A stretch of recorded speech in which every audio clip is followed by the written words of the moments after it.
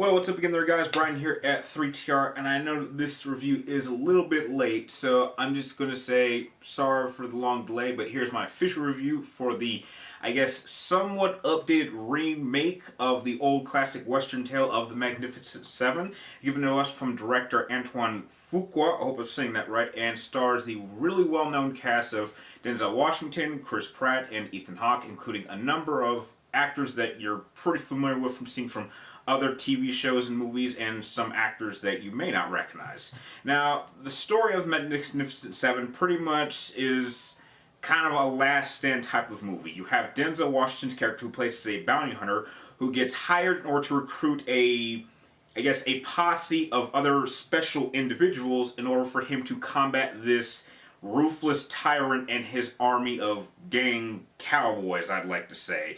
And that's really all I need to say going in.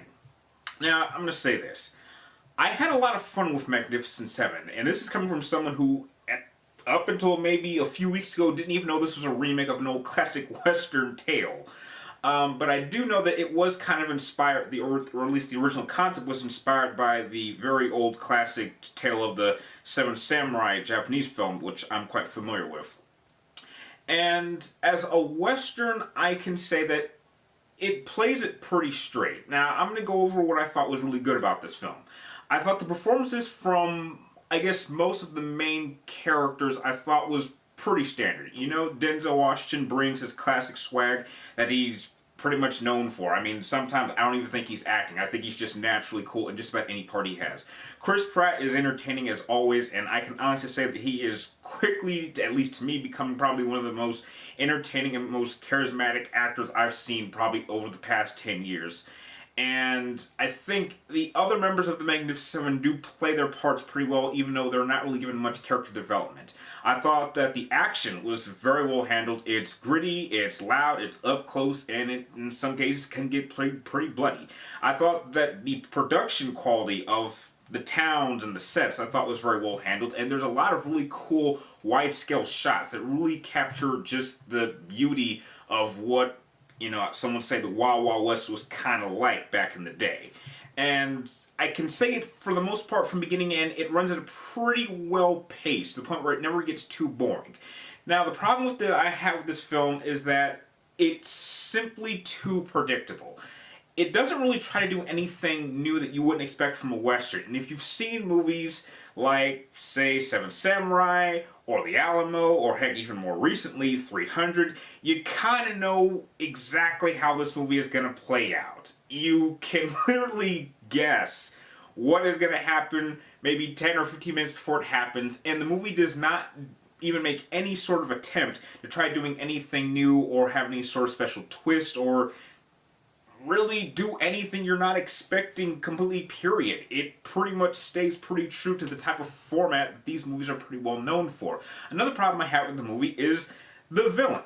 The villain is just pathetically weak. He's one-dimensional, he's not entertaining, and not to get into too many spoilers, he really plays as one of those characters who likes to act all big, bad, and tough, but as soon as something bad doesn't quite go his way, he starts panicking, and he just turns into, I hate saying this word, a complete wuss. And so, when you have a series of characters which all have different personalities, and though they may not have much depth, they are entertaining, and they have to go up against just this bland villain, it doesn't really balance out. Another problem I have with this movie is that it doesn't really do a good job at actually creating much dynamic and chemistry between the Magnificent Seven.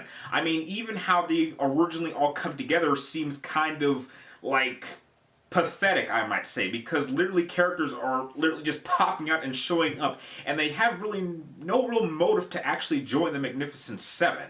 And so the fact that you have a weak villain is predictable, and the chemistry between the characters isn't really there, and how they were even brought together I thought was weak. does kind of hurt the film. But that doesn't stop it from being very entertaining. If you're just kind of going into this expecting just a standard end of the summer, which I guess technically we're not really in the summer, we're more into the fall. If you're just looking for an entertaining time at the movie theaters, just want a good popcorn flick with some cowboys and some good action, some shooting and some loud noises, then you're gonna find it here. But this isn't really something I see you need to actually go out of your way to see in theaters, but if you happen to catch this on late night on HBO or get it at a cheap rental price, it is going to be well worth your money. Now, if I had to give Magnificent 7 a rating, I'm going to give it a B-.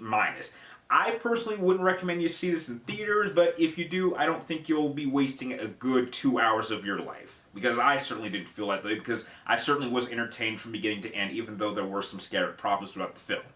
Now, if you like my movie review, feel free to like, comment down below, and please subscribe to check me on future movie reviews. And like always, thank you guys for watching, you're awesome, and I will see you next time.